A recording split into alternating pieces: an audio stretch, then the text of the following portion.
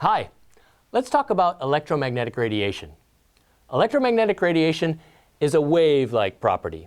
It has alternating magnetic and electric fields. Now, we're not going to talk about the electric and magnetic fields too much, but the wave nature is important to us. What are the properties of waves? Well, we're all familiar with waves. We've been to the beach. We've seen waves come in from the ocean. What are the properties? Well, there's a speed that the wave moves. If you see a surfer and he catches a wave, the speed that the surfer moves riding the crest is the speed of the wave. We write that down on the board as a sine wave.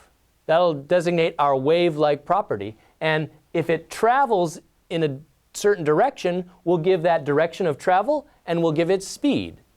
When we talk about electromagnetic radiation, it moves at the speed of light as opposed to the speed of a surfer. So the speed is the speed of light. What other properties do waves have? Well, there's clearly the separation between the crests of the wave. If you see one surfer catch a wave and another surfer catch the wave right behind him, the separation between those two surfers as they approach the beach is the wavelength. And their speed will be equal and their distance will stay about the same. Their distance between them, the wavelength.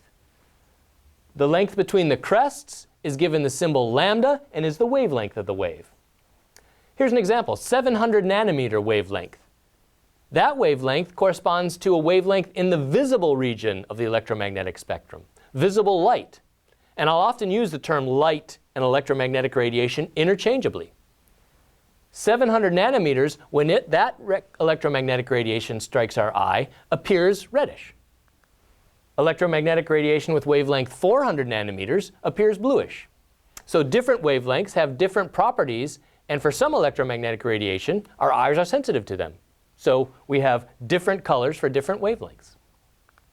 Another property of waves are the frequency. The frequency of the wave is how often a wave crest passed you. So if 3 wave crests passed you per second, the frequency would be 1/3, or 1/3 of a second.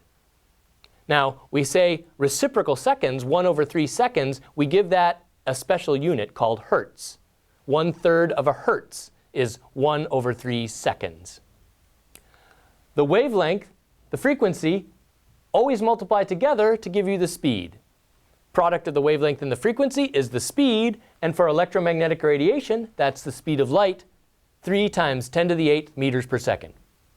We're going to talk about waves, electromagnetic radiation, and light all the time in this course, so we should be very familiar with the relationships between electromagnetic radiation, frequency, wavelengths, and speed.